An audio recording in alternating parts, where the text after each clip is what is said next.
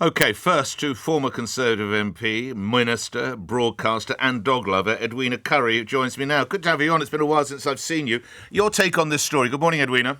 Good morning, Nick. I think my take on this story is it's quite a long word that starts with a B and it ends with an X. And Dame Angela should be ashamed of herself as well, because, it's not a question, oh, we keep to the rules. Taiwo is a government whip. One of her jobs is to keep other people under some kind of control. They are completely tone deaf. Tone deaf. They have no idea what this sounds like.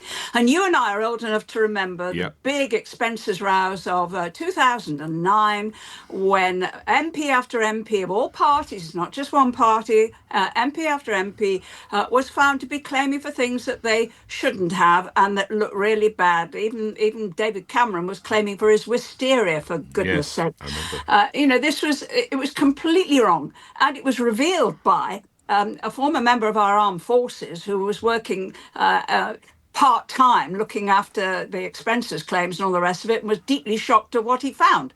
Now, let's put this in a bit of context, if we may. Never mind what the rules are.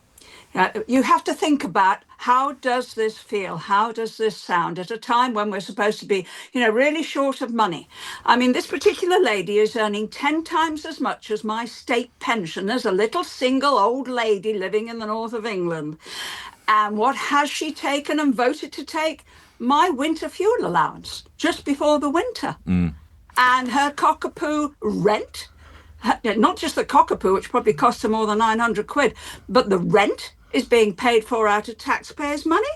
And this is insane. It's not justifiable under any circumstances.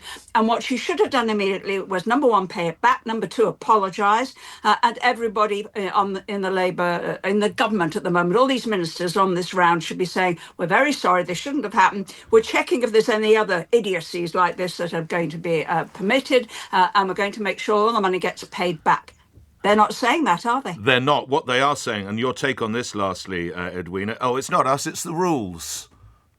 Yeah, but first of all, whatever the rules are, you have to apply a little bit of moral code to the rules. Secondly, if you're in politics, you're supposed to be able to observe what it looks like when it gets aired on LBC and elsewhere. And you certainly shouldn't be defending what is clearly stupid, selfish behaviour. I mean, I understand about the landlord. Having been a landlord, I understand entirely. The landlord's going to charge a bit extra if you want to have a pet. That's fine. What you shouldn't be doing, if you are the lessee, is charging that to the taxpayer. I'm sorry, that's a choice. It's not an essential element of you doing your job, looking after the public and being an MP. No, it's not. Always enjoy speaking with you, Edwina. Thank you. Best wishes to you, Edwina Currie, former government minister, Conservative MP, broadcaster and dog lover. 12 after 8. Listening to that, Dr Adrian Hilton, research fellow at the University of Buckingham. Doctor, I think you have a more generous disposition towards this story. Good morning. Good morning. I have enormous respect for Edwina and you and your listeners. But MPs do a difficult job and they have variable family surroundings and their arrangements differ. Some have children, some don't. Some are single and some are married. And IPSA allows for those variables. If MPs can claim to have their own children with them in London and therefore require a 2, 3 or 4 bedroomed house with a garden, then a dog is a part of a family. And you don't abandon a dog just because you become an MP. This MP will be making at least £91,000 a year. It is her choice to have her dog. Surely she should fund the £900 out of her own money and not charge you, me and our listeners. Well, that's a view, but then the logic of that is that MPs should have a flat rate of expenses for living, so that these variables are all equalised effectively. You can't say to I'm not saying she can't have a dog. I'm saying, as regards this, she must fund the dog. That is a decision she has taken. She must fund the dog herself. No, it's a decision that her landlord has taken, and this is something that might need looking at, to my mind. Landlords that charge effectively extra for having a dog, when that should and properly should be included in any kind of deposit arrangement. If the property is damaged then you lose your Yeah, deposit. sure. You shouldn't be charged extra for having a dog or a cat. That's something that should be looked at.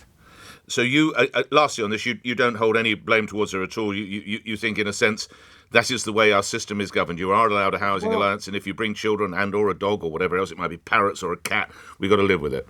yes, Okay. because I think Parliament should make life easier for MPs. They have to run two homes. They might be on 80 or 90,000, but when you're paying a mortgage in Portsmouth and also paying a rent in London, it's quite expensive to have to do that. So these expenses are there to allow them to do their job properly. And having your family around you, frankly, if you're working till 10 or 11 at night, as they often are, then that's an important part of doing their job. Grateful for your time. Thank you for that. Dr Adrian Hilton is a research fellow at the University of Buckingham. Just to give you a bit of background, MPs, as I told you, will earn a basic of £91,000. So as they climb up the greasy pole, they get more money. And they can claim annual accommodation budget of £21,680 outside London and £31,800, so call it £32,000 inside London. So in addition to her 91,000, and she may get more actually as a whip, she gets all but £32,000, and we pay £900 for her dog. Can that be for real?